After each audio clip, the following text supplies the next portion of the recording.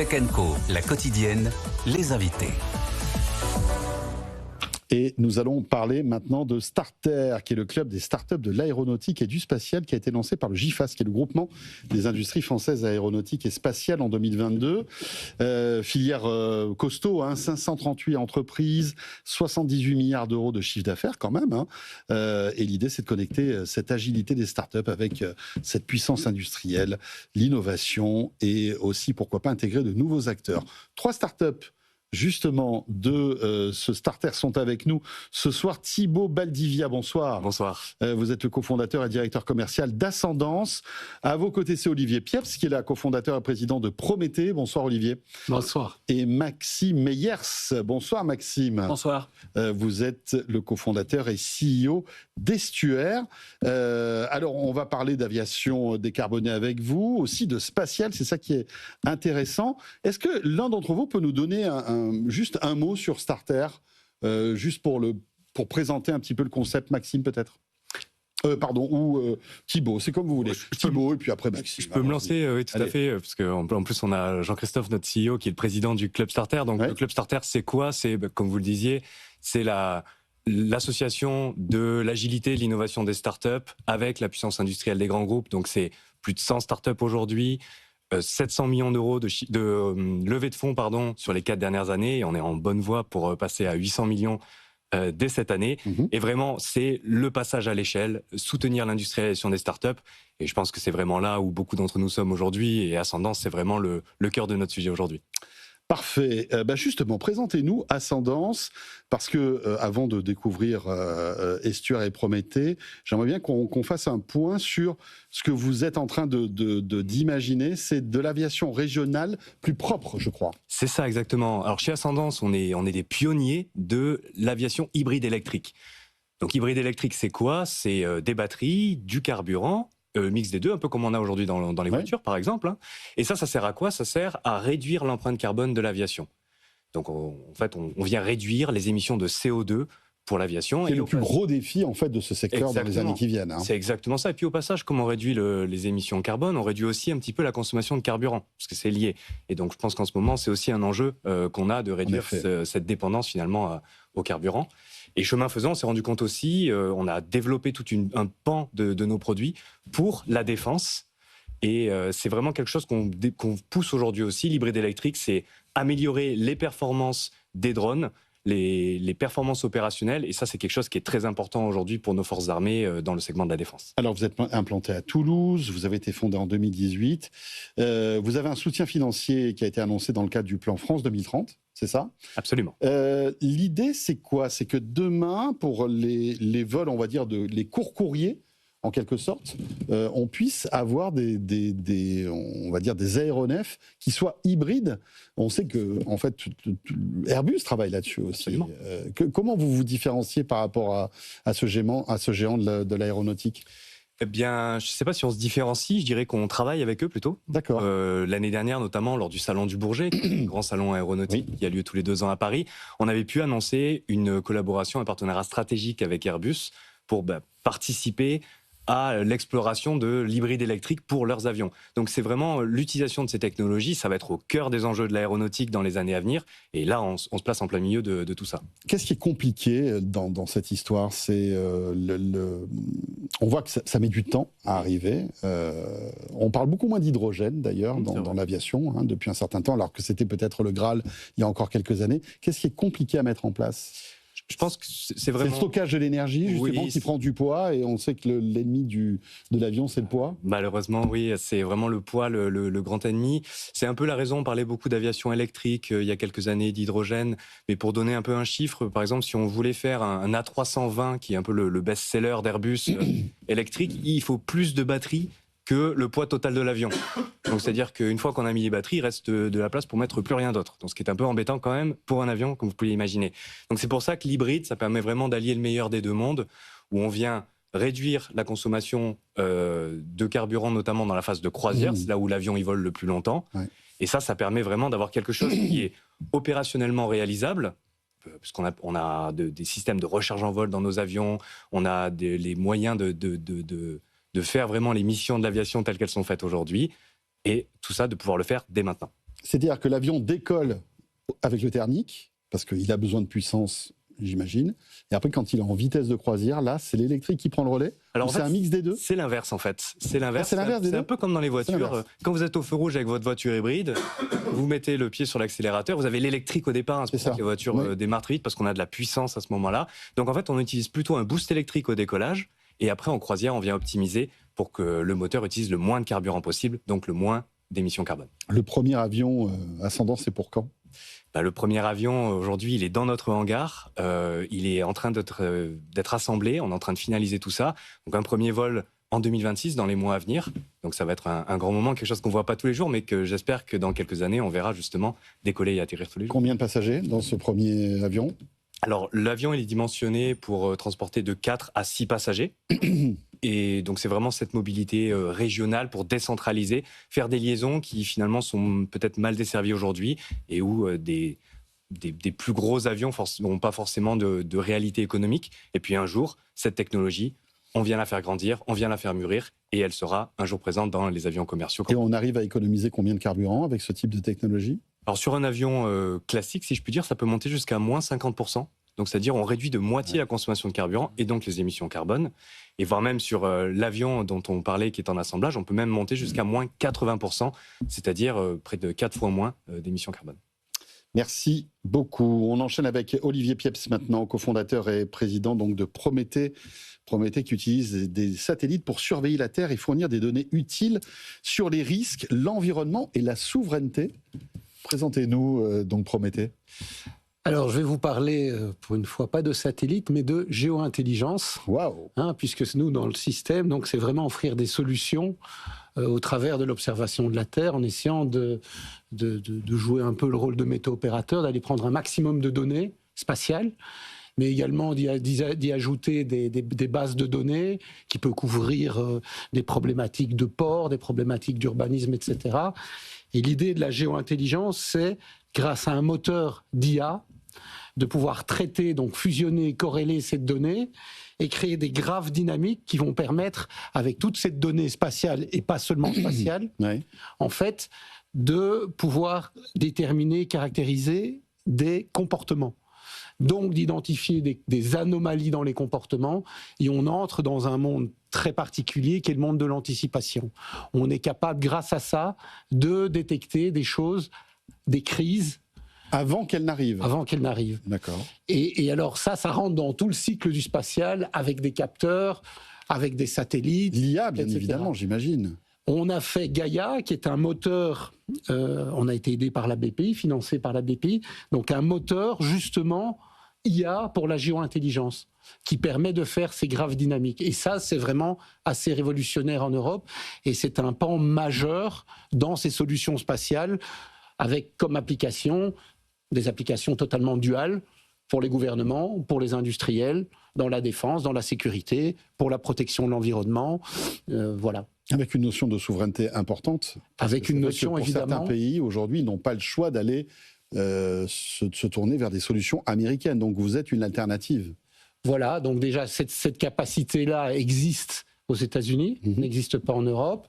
Et puis on voit, c'est avec des couches différentes. Après, on peut rajouter à la souveraineté jusqu'au satellite. Et je vais peut-être rajouter un petit point sur Starter. Ouais. Parce que Starter, ce qui est assez extraordinaire avec Starter, c'est en moins de 4 ans, la grande maison GIFAS s'est ouverte donc aux startups. Et l'idée pour moi, elle est double, la plus importante, c'est une ouverture de la filière. C'est-à-dire que les petites sociétés ont accès aux ETI, donc aux PME, aux ETI, aux grands groupes, et on peut travailler ensemble pour l'innovation, pour la production, pour la supply chain, etc. Et ça donne vraiment une dynamique extraordinaire dans un moment, et je m'arrêterai là, où la situation est très compliquée. Oui. La situation économique française est compliquée. Les grandes agences n'ont pas beaucoup d'argent, il faut tenir. Alors il y a évidemment l'Europe qui nous ouvre ses portes, mais la question du financement est cruciale. en fait, dans le scale-up, ce qu'on appelle, c'est-à-dire, on sait en France, on est assez bon pour lancer des petites sociétés, mais pour transformer ces sociétés en champions, eh ben, il faut des financements. Et Starter, avec l'aide de nos aînés et des grandes sociétés, on réfléchit comment mettre en place des financements pour pérenniser, transformer ces sociétés en licornes. Voilà. Très bien, donc c'est très clair, c'est très clair. On va donner maintenant la parole à Maxime Meyers, cofondateur et CEO d'Estuaire. Peut-être avant de rentrer dans Estuaire, vous pourriez nous dire un mot justement sur Starter aussi? Oui, alors nous, Starter... Pour compléter ce qu'on dit... Exactement, nous, Starter, c'est vraiment le pont entre les industriels du secteur, les Airbus, Safran, Thales, et des jeunes pousses comme les nôtres. Nous, on est membres depuis 1 an et demi. On a pu faire un petit peu des connexions avec justement ces industriels. Et il faut rappeler que l'aviation, aujourd'hui, en termes de balance commerciale à l'export, c'est plus de la moitié de nos exports. Et donc, c'est quelque chose sur lequel l'innovation que les startups amènent peut complémenter et renforcer la compétitivité de la filière au global, au-delà de ces grands champions. Et donc, beaucoup de connexions. Alors, nous, on travaille sur la partie données de vol. Oui, alors vous, d'après ce que j'ai compris, vous êtes là pour monitorer l'impact climatique des vols. Estuaire, ça a été fondé il y a 3 ans par vous-même et votre frère, Nicolas, et vous êtes tous les deux pilotes. C'est ça? Exactement. Donc, c'est une entreprise familiale, quelque part. Et alors, pilote privé, mais on apprend beaucoup, en effet, de cette éducation. Et quelque part, pour faire le lien avec les précédents interlocuteurs, on est entre l'intelligence, vraiment, et l'aviation. C'est-à-dire qu'on cherche à réduire l'impact climatique de l'aviation et les consommations avec l'existant. Donc, vraiment, il faut voir le vol du début à la fin avec les bonnes pratiques, diminuer les temps de roulage au sol, optimiser les altitudes, essayer d'avoir des raccourcis en vol. Et plus récemment, on travaille sur un sujet d'impact climatique particulier, qui est celui des traînées blanches, les traînées de condensation derrière les avions. Elles auraient un impact aussi fort que le CO2 et rerouter les vols, c'est-à-dire adapter les altitudes, permettrait d'en éviter une grande partie. Et donc, on est très actifs. C'est-à-dire que ces traînées blanches seraient polluantes, entre guillemets, c'est ça? Beaucoup plus polluantes que ce qu'on pouvait imaginer? Alors, exactement. C'est-à-dire que c'est dans des papiers de... C'est tellement beau dans le ciel. En effet, c'est une certaine forme d'affect. C'est-à-dire que c'est souvent utilisé dans des images pour l'aviation, mais comme tout nuage, en fait, ces traînées peuvent bloquer, en particulier la nuit, le rayonnement de la Terre vers l'espace et bloquer un peu cette chaleur. Et le passage répété des avions dans certaines zones crée un petit peu cette opacité qu'on peut éviter. Et la beauté du phénomène, c'est que seulement 3% des vols sont concernés. Donc en adaptant les trajectoires et les vols de 3% des vols, on arrive à gérer la totalité du problème, ce qui est un levier inouï pour le secteur et son impact sur le réchauffement climatique. Donc l'idée, c'est de limiter la pollution, faire gagner de l'argent aussi aux transporteurs aériens parce que vous allez optimiser leur trajet, c'est ça? Mais ils le font déjà, j'imagine, non? Ils n'ont pas ces outils aujourd'hui? Ils le font déjà. Il y a beaucoup d'outils qui se sont développés sur tout ce qui est... Et j'imagine qu'il y en a de plus en plus. Il y en a de plus en plus sur tout ce qui est la préparation amont du vol, également sur le dépouillage des données post-vol pour analyser les bonnes pratiques. Mais il y a certaines inefficacités qui restent en place. Par exemple, on voit avec la situation géopolitique actuelle, les détours des avions qui vont vers l'Asie sont toujours plus longs. Donc il y a des éléments comme ça inhérents. Ça, c'est des cas de force majeure, on va dire. Des cas de force majeure, mais aussi la congestion, c'est-à-dire le fait qu'il y ait de plus en plus d'avions dans le ciel, fait que la sécurité prime étant de prime abord, on a encore des optimisations à trouver. Et en envoyant la recommandation au bon moment et au bon endroit, on peut aller chercher des économies supplémentaires. Très bien. Donc c'est quoi? C'est de la data? Que vous travaillez sur de la data? Donc c'est d'abord Vous récupérez où ces données d'ailleurs? Alors on connaît tous peut-être des applications comme Flight Radar ou équivalent. Donc la beauté du secteur aérospatial défense quelque part, c'est qu'on a une transparence de ces données. C'est-à-dire aujourd'hui sur une application, je peux suivre quasiment n'importe quel vol en temps réel. Et donc notre première idée avec Estuaire, c'était de construire des services professionnels sur ces données. Donc on analyse, nous, Estuaire, d'abord 40 millions de vols d'avions commerciaux par an. Et sur la base de ce constat, de cet impact, on est à même de faire des recommandations et on informe les compagnies aériennes, mais aussi tous les acteurs périphériques, les aéroports, les financiers des compagnies aériennes qui finalement sont intéressés par cette activité aéronautique. On voit que là, le cours du fuel explose. j'imagine que ça a encore, vous pouvez avoir encore plus d'impact justement sur ce sujet. Aujourd'hui, les coûts de fuel pour une compagnie aérienne, c'est entre 30 et 40% de ses coûts opérationnels directs.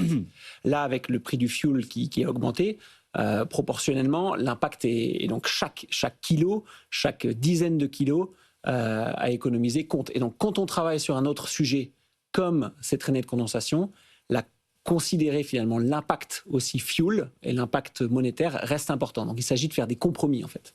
C'est intéressant peut-être de partager votre savoir avec, on le disait tout à l'heure, Ascendance et Thibaut, non, j'imagine. Vous faites des choses ensemble? Oui, exactement. On travaille justement ensemble. C'est-à-dire que pour Ascendance, et on a communiqué dessus, il s'agit en fait de caractériser, eux développent un système hybride. Et donc il faut comprendre aujourd'hui comment est-ce que les avions actuels opèrent, dans quelles conditions environnementales, pour que le système dessiné par Ascendance puisse opérer, dans la majorité des cas, au bon point de fonctionnement. On se base sur l'existant pour informer le dessin de l'avion de demain. Maxime ? Oui, c'est exactement ça. En fait, c'est vraiment pouvoir positionner le produit au bon endroit. Donc, nous, on se sert beaucoup des données d'estuaire pour pouvoir être sûr de voir où remplacer ou en tout cas complémenter les flottes existantes pour avoir le plus d'impact en termes de décarbonation. Et donc là, d'avoir cette connaissance, c'est super important pour nous, pour cette mission qui est de réduire l'empreinte carbone de tout le secteur. Thibaut, vous avez des concurrents ou pas ? Alors sur le sujet de la donnée, oui, on a des concurrents. En France, sur le positionnement de traînées de condensation, on a une approche qui est quand même assez unique et donc on se veut un petit peu être ambassadeur aussi à l'export, travailler avec par exemple des compagnies aériennes aussi étrangères et des acteurs étrangers. Mais oui, c'est un secteur, le secteur de la data. Vous collaborez avec Vueling, je crois, non ? On collabore, oui, entre autres avec Vueling, donc la compagnie. Qu'est-ce que vous faites avec eux ? Enfin, si vous pouvez communiquer. Oui, vraiment. Donc, on a mené une campagne d'essai, d'évitement de ces traînées blanches. Et donc, concrètement, on recevait ce qui s'appelle le plan de vol avant le vol, donc le passage de l'avion. Et avec nos données climatiques et nos données météo, on était capable de proposer des alternatives qu'on envoyait ensuite en live aux équipages. Pour ensuite prise en compte. C'est pendant le vol que ça se passe, c'est ça ? Il y avait un aspect tactique. C'est-à-dire le tactique, c'est ce qui se passe vraiment pendant le vol. Et donc, on est capable d'avoir le message qui est un petit peu comme le WhatsApp, on va dire. D'accord. Et alors, qu'est-ce que vous lui dites ? Parce que c'est le commandant de bord qui reçoit ça. Qu'est-ce que vous lui dites ? C'est changer d'altitude, aller moins vite, plus vite ? C'est quoi principalement, dans ce cas-là, c'était principalement un changement d'altitude. D'accord. Et donc, en général, le pilote doit soit adapter son plan de vol, soit demander au contrôle aérien s'il peut adapter son altitude, ce qui lui est attribué. Et il peut modifier comme ça son plan de vol suivant vos conseils, il a le droit ou pas ? Alors, il a le droit, surtout aux périodes hivernales où il y a moins d'avions dans le ciel. C'est-à-dire qu'en particulier en été, le plus gros du trafic dans le ciel européen, c'est entre 12, 13, 14 juillet. Et donc là, en effet, il faut suivre la trajectoire qu'on avait planifiée initialement, parce que ça permet au contrôle global de tout harmoniser. Et si tous les avions cherchaient à dévier, ce ne serait pas possible. La bonne nouvelle, c'est que ce phénomène traîné de condensation, il est particulièrement prépondérant l'hiver. Donc c'est l'hiver qu'on peut envoyer des recommandations aux pilotes pour dévier. Ça tombe bien. Parfait, ben voilà, passionnant. Merci beaucoup à tous les trois d'être venus sur le plateau de Tech & Co pour nous présenter donc Starter, ce club des startups françaises de la filiale aéronautique et spatiale. Merci à Thibaut Baldivia, cofondateur et directeur commercial d'Ascendance. Merci à Olivier Pieps, cofondateur et président de Prométhée. Et à Maxime Meyers, donc cofondateur et CEO d'Estuaire. Merci beaucoup.